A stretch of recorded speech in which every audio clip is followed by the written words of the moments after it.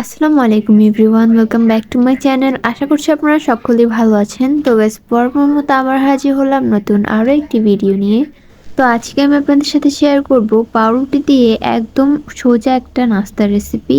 এটা আপনারা ঘরে থাকা কিছু উপকরণ দিয়েই তৈরি করতে পারবেন।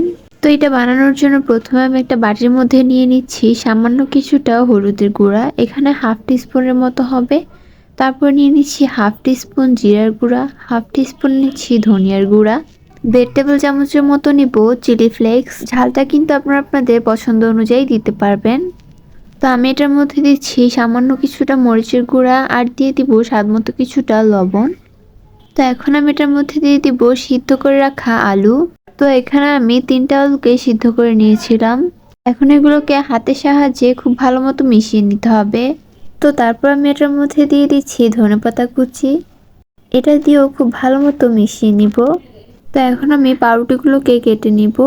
একটা পাউরুটির সাইডের ব্রাউন অংশগুলো কেটে মাঝখান দিয়ে এক ভাগ করে 3টে স্লাইস করে নিব। তো এরকম করে করে আমি সবগুলো পাউরুটিকেই কেটে নিব। তো এখন আমি পাউরুটির একটা টুকরার মধ্যে আলুর মিক্সারটা একটু করে দিয়ে দিব আর হাতের সাহায্যে সব দিক দিয়ে ভালো মতো ছড়িয়ে দিব। আর এরপর উপর দিয়ে আরেকটা পাউরুটি স্লাইস দিয়ে চাপ দিয়ে দিব। এরকম করে করে আমি সবগুলো পাউরুটিকে বানিয়ে নিব। তো আমার সবগুলো পাউরুটি কিন্তু মোটামুটি বানানো শেষ। তো এখন এগুলোকে আমি রেডি করব। এর জন্য আমি একটা কাঠি নিয়ে নিচ্ছি। কাঠিটা কিন্তু একটু বড় সাইজের নেওয়ার চেষ্টা করবেন। তো কাঠির মধ্যে প্রথমেই আমি পাউরুটি একটা টুকরা দিয়ে দিব। তারপর আমি এটার মধ্যে দিয়ে দিব চিজ।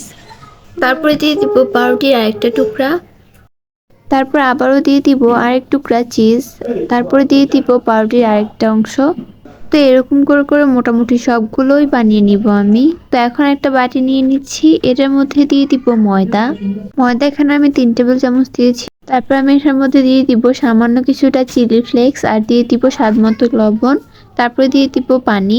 তো এখন এটাকে ভালো মতো মিশিয়ে একটা ঘন ব্যাটার তৈরি করে নিব।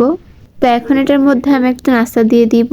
এখন এটার উপর দিয়ে আমি ময়দার ব্যাটারটা একটু একটু করে দিয়ে দিব। তারপর এটার উপর দিয়ে দিব ব্রেড গাম দিয়ে সম্পূর্ণ নাস্তাটাকে আমরা কোট করে নিব।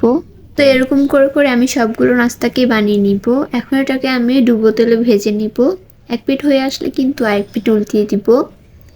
একটু ব্রাউন হয়ে আসলে কিন্তু এটাকে আমরা চুলা থেকে নামিয়ে নিব। সময় নিয়ে একটু ক্রিস্পি করে ভাজার চেষ্টা করবেন, তাহলে কিন্তু এটা খেতে খুব বেশি মজার হয়ে থাকে। বাচ্চাদেরকে যখন এটা দিবেন তখন কিন্তু ওরা খুব বেশি পছন্দ করবে এটা। আর এটা কিন্তু বড় ছোট সবাই খেতে খুব বেশি পছন্দ করবে। তো গাইস, আমার নাস্তাটা কিন্তু একদমই রেডি। এটা দেখতে যতটা লোভনীয় হয়েছে, খেতেও কিন্তু খুব বেশি মজা ছিল। তো গাইস, আপনারা চাইলে কিন্তু এরকম সহজেই ঘরেই নাস্তা তৈরি করতে পারবেন। আর দেখবেন বাসার সবাই কিন্তু খুব বেশি পছন্দ করবে এটা। তো গাইস, আমার আজকের ভিডিওটি ছিল এই পর্যন্তই। দেখা হবে পরবর্তী কোনো ভিডিওতে। আল্লাহ হাফেজ।